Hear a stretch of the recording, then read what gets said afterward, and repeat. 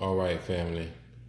You look here. You're looking at the will of God. This is called the will of God because this is how everything in the universe is operated. You see, I was talking about this the other day.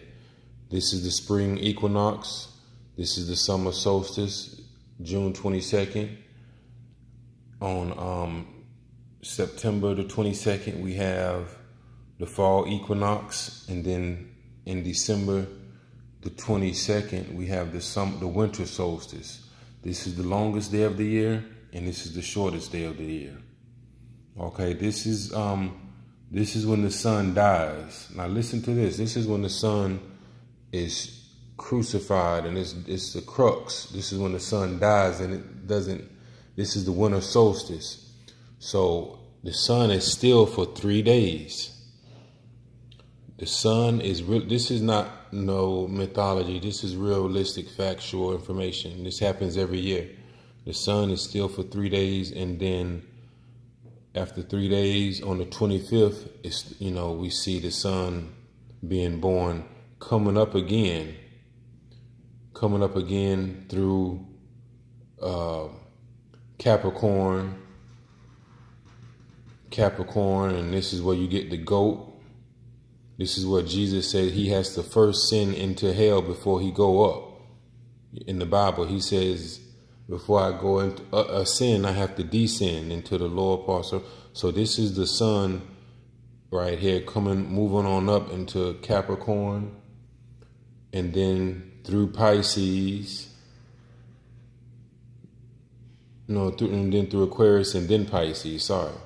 So you have Capricorn, Aquarius, Pisces. And then we come in here to the first of the year, March 22nd. Right over this way, right here. You do it like this. So you have the sun comes up and it passes over. It passes over. The sun is over in the east. This is the eastern side of the planet. So the sun is passing over, coming up. It's resurrection. It's resurrecting, coming up. And now we see the sun is out more now than it does in the winter time. It happens every year like that. But we'll get into that. I just wanted to drop that information real quick so we can understand some things. This is astrotheology. I was just using that black spot as the sun. And the black sun actually means Amun, Amen. So, so you have remember you have the shortest day of the year, 12/22, longest day of the year, 6/22. Those are solstices. These across are equinoxes, 3/22 and 9/22. Now, this up here is in Jewish culture. This is John the Baptist's birthday. Remember in the Bible that John the Baptist is born 6 months earlier than Jesus. You see that 6 months? You have 3 months here and then another 3 months here. You get John the Baptist's birthday. This is what John the Baptist says, I must decrease. He says, I must decrease and he must increase. That's what that's talking about. That's what he was talking about on that. Over here, we have the fall. We have the fall equinox right here. So we look at these months. So you have, look at the signs of the zodiac. You have Capricorn, Aquarius, Pisces, Aries, Taurus, Gemini, Cancer. And then after that, what's after Cancer? Leo. Leo the lion-hearted. Now, Leo is the part of the zodiac that rules the heart. That's why you see a lot of times in the pictures of Jesus, you see Jesus pointing at the heart.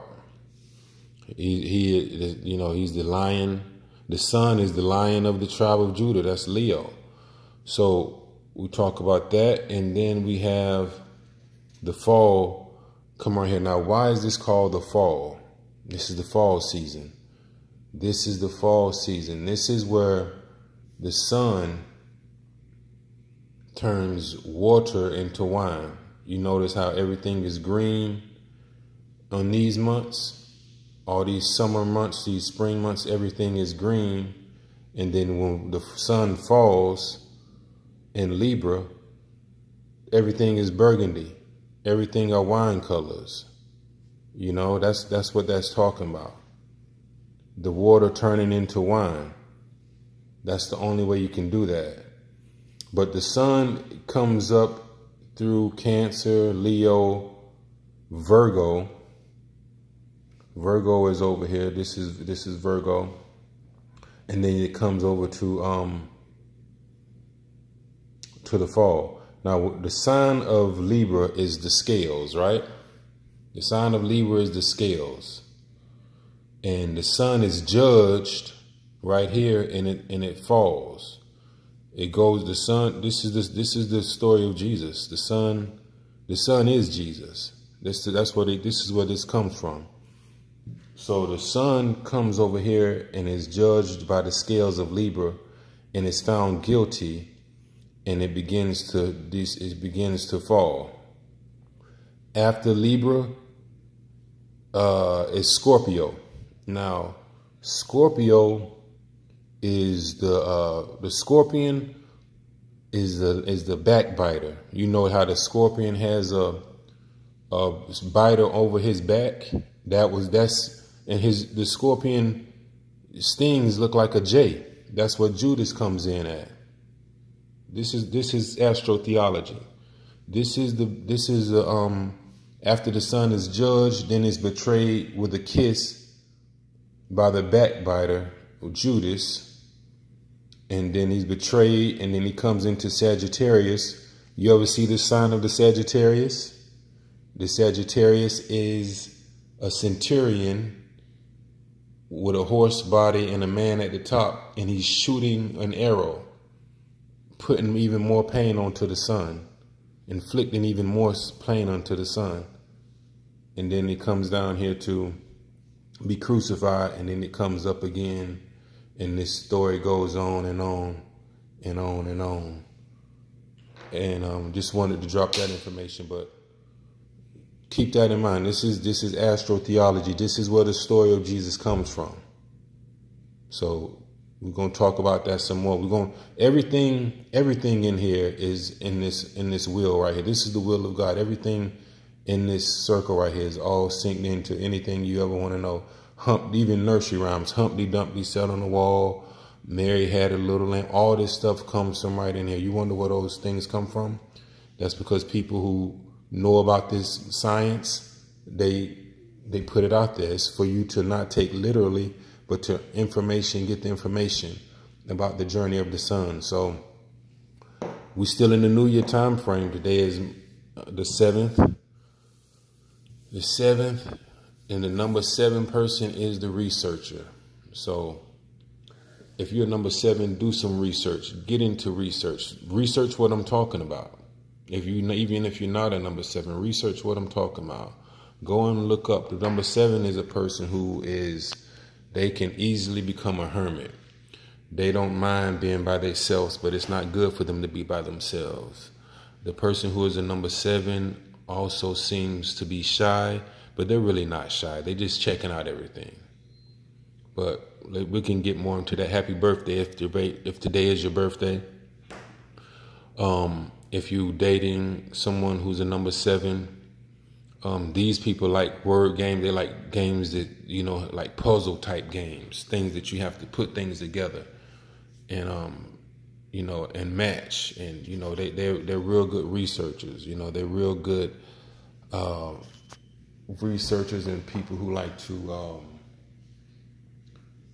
they have high expectations of themselves. They have to learn to balance their serious nature, because they're very serious people with regular fun. They have to know how to have fun sometime too, but we can get back into more information on another day. I hope you all enjoying this beautiful day. But yeah, for spring equinox, summer solstice, fall equinox, and the winter solstice. Now these in another language, these two equinoxes are called thieves. They're called thieves. So that's where you see the sun being crucified between two thieves. That's in another, that's real information. Research that if you are number 7, or even if you're not. But we're going to catch up later, fam.